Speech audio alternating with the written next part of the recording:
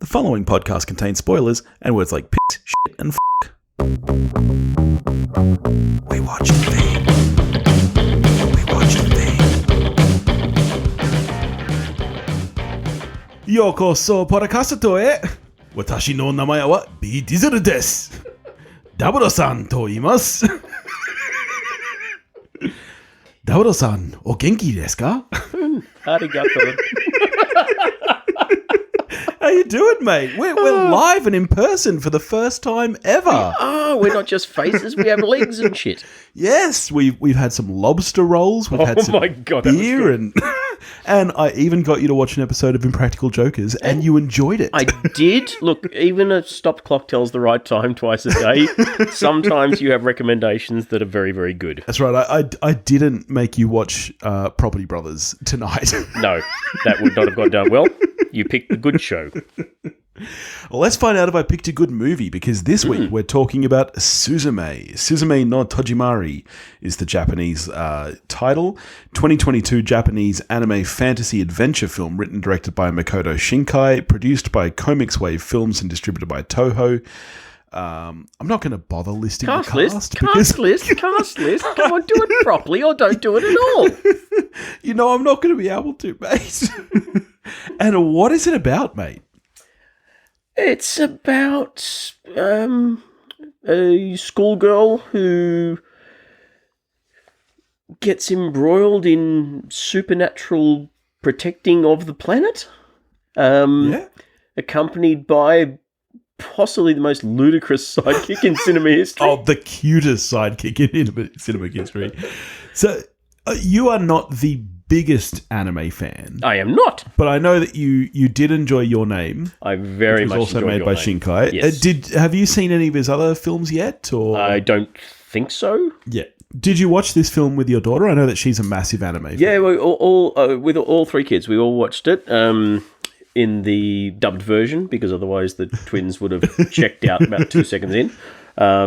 Which was, I mean, the dubbing wasn't terrible, so it was fine. Yeah.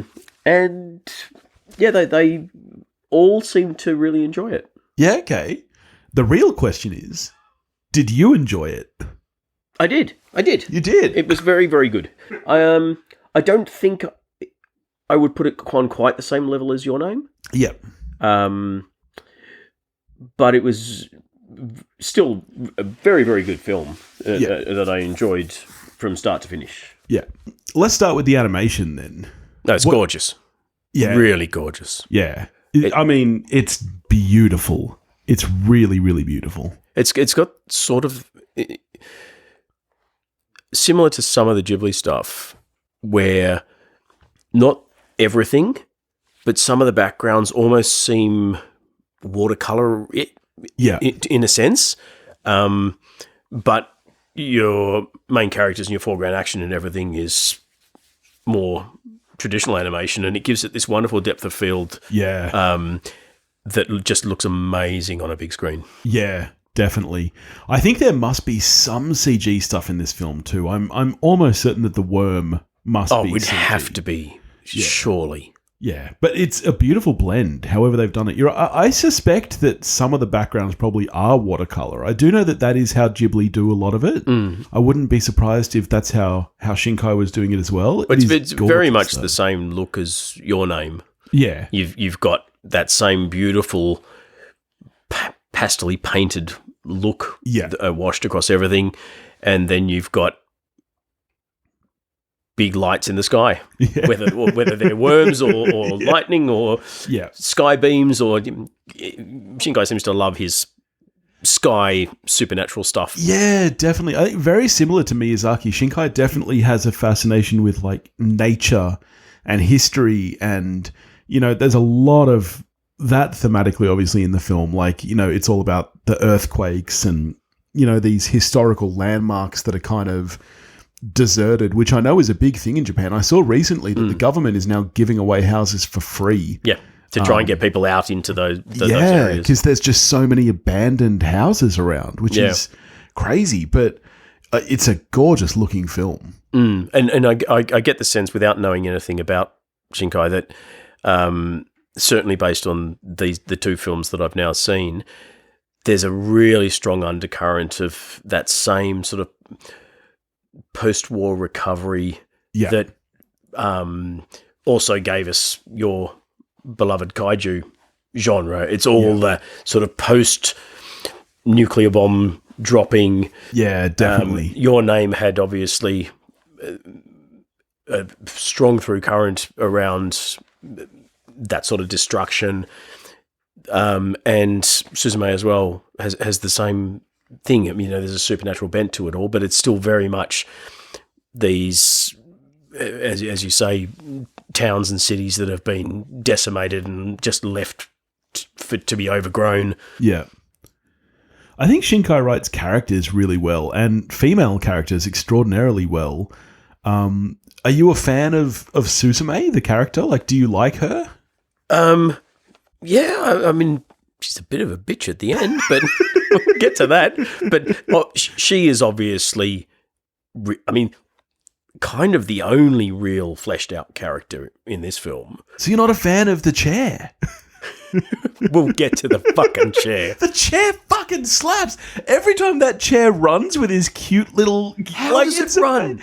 It's amazing. How does it run? On its legs. It's got 3 legs, mate. It's a chair. It's not like it's a magical chair. It's a normal chair that has been imbued with a human. With a person. Yeah. So it's still a chair. The legs aren't hinged. How are they moving?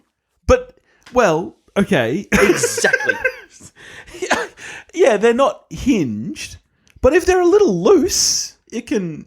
A little loose. Wiggle them around. It's jumping up Ferris wheels. Yeah, the jumping is a little bit... Every time it jumps, it's like, wow, that's like a vampire in Buffy the Vampire Slayer jump. It was a weird call to have the... if it had been the family dog or something like that, and that would have made more sense to me, particularly then you would have had the animosity, obviously, with the cat. That could have worked. The chair just seemed a really weird choice. I adored it. I loved it so much. And I think thematically, obviously, it ties back to, the chair as a gift. It's nice. And the whole flashback when where's its face? And then she drills the eyes. That's all lovely. But I love that character design. I think the look of that chair is so cool. And I'm telling you, its run cycle is incredible. Like, I know that if you think about the logistics of it, yeah, okay, sure. But when you look at that thing running on the screen, it has such personality to it. It's very well created. It's amazing. I'm being slightly facetious, but did your kids like the chair? Oh, they probably did. I didn't ask them. I thought it was a bit silly. No, I mean, it was certainly cute, and I'm being a little bit nitpicky. But I do think Suzume is obviously the whole focus of the film. She is the one that has all the personality. Yeah. Floppy Locks, who becomes the chair, whatever his name was, there's not a whole lot to him, really. We get very little... even backstory, I'm a closer. My family have always been closers, but that's it. That's his entire. I would have liked a little bit more about sort of the mythos of why are there closers? How did you come to be? Why did you come to be? Where did all of this stuff start? But in terms of characters, I did like all of the side characters that Suzume sort of encounters along the way, who all bizarrely just help this schoolgirl who's on the other side of the country without calling the authorities or anything. Yeah. Those little sort of vignettes with those various families and people that she encounters were all really nicely done. Yeah, it really is almost like a road trip movie. Oh, yeah, it reminds me a little bit of a not as good Tommy Boy. It's like a Japanese animated The Adventures of Natty Gan. Yeah, it does really become this kind of road movie quite quickly. And I like that element of it. You're right. I like all the side characters that she meets who do just help her. They're all very helpful and lovely. Yeah, they're really nice little. I mean, she falls very easily into jobs and places to stay and everything without ever sort of having to encounter the authorities. But I mean that services the plot and keeps us rolling along, I guess. It happens though. I listened to a podcast the other day. I'm sure that you know this story because you're just one of those guys who knows stuff. I was not familiar with the story behind either the book or film Into the Wild. Oh yeah, McLandis. Yeah, selfish rich boy who risked other people's lives because he wanted to have a trip. But he basically did that. He just wandered the countryside and people would just help him randomly. It's crazy. It does happen. He was a rich kid. I've got very little time for that guy. It's a good movie. No slight on Sean Penn. He made a good film, but the real life guy, and I've read a lot of things basically saying the same thing. Selfish white guy going off, putting his family through grief because he wanted to find himself. What a wanker. Which is obviously very similar to how you feel about Suzume. Well, the only thing that made me sort of do a double take on her character a little bit is Floppy Locks, whatever his name is with the beautiful hair, sacrifices himself. He fulfills his destiny as a closer, which frees poor old cat god thing who's been, enslaved in a rock for thousands of years, finally gets freedom. And because she misses her crush, she puts the entire world in danger by pulling out the seal on the Dark One's prison. Yeah. And then they all have to flap around going, oh my God, how do we stop the apocalypse? It's like, if you just let him sacrifice himself like he wanted to do, the world would be safe. Yeah. Teenage girls, eh? It is one of those weird age things, I think, as well. Oh, yeah, let's not get started on the rather creepy age gap stuff at the end. Because well, that's the thing, because halfway through, Noosk was like, oh, this is weird. And I was like, no, it's a platonic thing. There's no kind of romanticism there. And then by the end, it's like, it's a bit off, isn't it? Yeah, he's a student teacher well into his early 20s. Yeah. She's... What did we work? Ayla did the maths on this because we were talking about it. She worked out she was either 16 or 17. Yeah. Because it was 13 years and she'd been 4 when the younger aunt. The aunt, let's be generous and say, is mid to late 30s, probably 40s. Yeah. Hooks up with... The aunt's a bit of a babe, though. She's like a Marissa Tomei in Spider-Man aunt.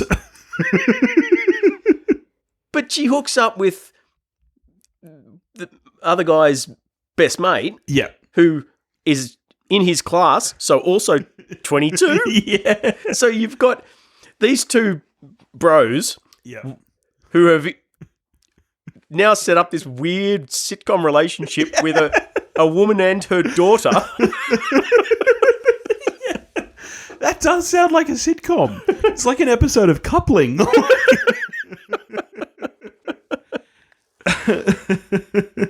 In fact, it was Coupling, wasn't it? When was it Patrick had he was trying to avoid this woman because he'd banged her mum?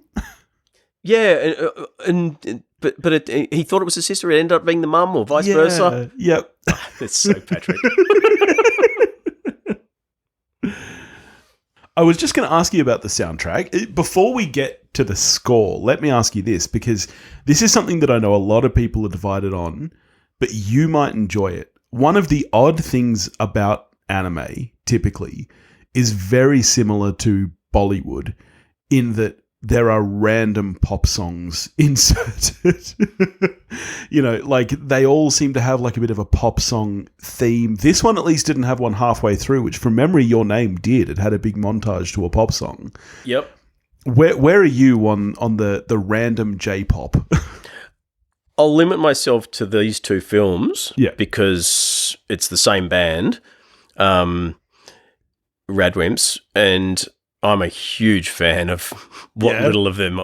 They are the coolest motherfuckers I have ever seen. I don't know if you've seen the film clip for Zen Zen Zens from Your Name. No. You need to look it up on YouTube. It is the coolest shit I've ever seen.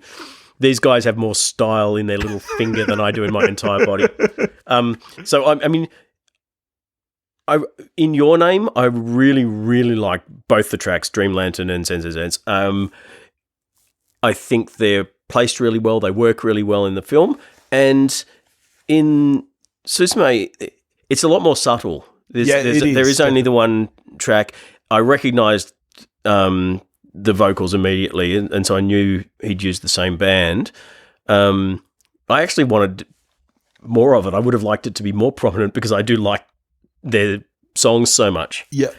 But it certainly didn't feel clunky or out of place or shoehorned in or anything. Yeah, yeah. And I think just the score in general is fantastic. Yeah. It's really, really great. Like, I don't think that there's... I'm going to show my cards here. I don't think there's a bad thing about this film. I loved this film. I loved the chair. I loved the characters. I loved the story and the construction of it. I just thought this was a beautiful film. Yeah. I'm probably sounding more critical than I am. I really enjoyed it. I just think Your Name is exceptional. Yeah. I think the reveal in Your Name of I'm not going to be spoilery for people who haven't seen, but the reveal of how the time thing is I found incredibly moving and well rendered. This was a very, very good film, but it didn't kind of have that big emotional gut punch that I got from Your Name. Yeah. It was just a very good film. Yeah.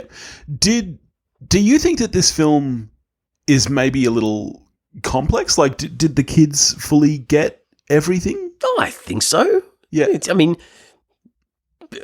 Possibly not the kind of the allegory that the worm is causing natural disasters, and that they obviously don't have the history of World War II and the aftermath and the rebuilding and all of that stuff is obviously not there for them. But they get that there's big magical worms coming out and squashing towns, and that she has to close the door to stop them getting out. Yeah. And that they're chasing the kitty around, and the kitty used to be the key that kept them locked. The basics of the supernatural story was obviously not too complex. So let's get into some spoilers now, and the kind of reveal at the end that it was Suzume's older self who visited herself through the door as a child. Did you see that coming? No. I assumed it was the mother. Yeah, right. I wasn't looking for a twist or anything like that. So no, that was a complete surprise, and I liked it. I like that sort of twisty reveal on things. Yeah, same. It's obviously nowhere near as heartwarming and beautiful as this, but you've seen Haunting of Hill House? I have not. Oh God! All right, well I won't say any more then. God, you've got some holes. Fucking Property Brothers. Come on. Mate, Property Brothers is a good show, man. Haunting of Hill House is one of the greatest things ever created for TV. I nearly watched it. It was Moppity Brothers. It was not that long ago. I was on Gerald's show, Two Peas on a Podcast, doing an episode on horror TV shows. Yep, you embarrassed yourself over there. I know. Because I really should have watched that before, and I knew that I should have. You even asked me, what sort of stuff did I put on? I said, well, your number one obviously has to be this. I was like, yes, obviously. X-Files. Yes. Come on. Hey. I don't want to get too off track here, but you are an X-Files fan, right? Yeah, X-Files is great. It's just not horror. Oh, there's some spooky stuff. It's sci-fi with some spooky undertones, but it's not horror. Oh, it depends on the episode, mate. Go watch Haunting of Hill House and then tell me it's horror. Okay. There you go. Anyway, Suzume. So you mentioned that you thought the dub wasn't bad. No, I had no issues with it. Normally, I find it distracting. I much prefer watching subtitles, but obviously, 11-year-olds can't keep up when there's rapid dialogue, so it is what it is. But this wasn't like a 70s Hong Kong martial arts film. Dubbing in animated stuff is never as off-putting because obviously the lip syncing is never perfect anyway, even in the native tongue. So the most interesting thing is the translation and the interpretation. I like to watch dubs with subs on as well. I was about to say we did that, and there was a lot of difference. Yeah, and I think the subtitles are the ones that were out. Yeah, I think the dubbing was probably the more faithful translation because it was more natural dialogue. It flowed completely fine, whereas the subtitles were a little bit clunky, I thought, in places. Yeah. So it's not entirely won me over to anime as an anime lover, but I am finding myself becoming a fan of him as a director, if nothing else. Yeah. You should definitely check out Garden of Words. I think I mentioned it last week. It's only like a 45-minute short, and I think it's his best animation. Okay. It's absolutely stunning, and the story is very, very, very simple. It's his, I would say, least kind of fantasy film. It is just a straight kind of drama. It's almost Clerks-ish in a weird way. It's just people talking, but it's just this really gorgeous animation. It's just absolutely beautiful. And I really loved Weathering with You as well, which I reckon you and the kids would like. That's much more like This in Your Name. It's very kind of high fantasy, and again, the weather obviously plays a big part. Yeah. All right, no, I'll check them out. All right, so all in all, how are you scoring, Suzume? Are you glad that we did it for the show? Are you glad that you watched it? Oh, 100%. I probably wouldn't have... I mean, I might have... If I found out that it was the same guy that did Your Name, I probably would have made a point of seeing it. But I'm definitely glad I watched it. I'd probably go... I reckon I'm an 8. Yeah, nice. I have a feeling I've got Your Name at 9 or 10 or something. Well, probably not 10, but not, yeah. And it's not quite there, but I reckon it's a comfortable 8. Yep. Yeah, nice. Yeah, I'm a 9 on this. I loved this movie. I do have Your Name at a 10 for sure. I'm 100% certain I do. But yeah, no, I loved this. I'll absolutely watch it again. Probably I'll watch it with the kids. I do wonder how much they'd enjoy it and whether maybe some bits might be a little bit scary for them. I think my kids are a little younger than yours. Yeah. But yeah, I'll definitely watch it again. Yeah. This and Your Name are ones that I kind of feel I might seek out and get on as 4K. Yeah. I think they warrant that visually. Yeah. All right, what are we getting to next week, mate? I think we're back into required viewing territory, which I've been looking forward to immensely. Round 2 of Hidden Gem TV shows. Yeah, ding, ding, ding. Round 2, here we go. Once again, the only requirement for it being a hidden gem is that we suspect the other person hasn't seen it. Yep. So I honestly, I feel like my well is running a little dry because you have seen everything. Yeah, you last time round came up. I was the one that had to dip into my also rans. Yeah, I'm not. I think I've only got 5 spares this time, so we'll see. We'll see if we get through them. Yeah, I think I'm the same, and I'm a little concerned that you may have seen a couple of mine. So yeah, we shall see, my friend. We shall see. All right. Well, that's next week, and then the week after that, we'll hopefully be getting to Guardians of the Galaxy Part 3, possibly with a guest. Possibly. Let's see what we can scrounge up. Probably Sam from Movies in 20 Qs. Or maybe we take the chance to try and get Julio on. Yeah. We haven't had a Julio since you have, but I haven't. So I want to have you, Julio. I want to have you next week. All right. Well, in the meantime, if you want to get in touch with us, you can do that at wewatchedathing.com or wewatchedathing@gmail.com. You can find us on Facebook, Instagram, and Twitter, all under the handle at wewatchedathing. If you want to help support the show, you can do that at patreon.com/wewatchedathing, and we'll catch you next week. See you then.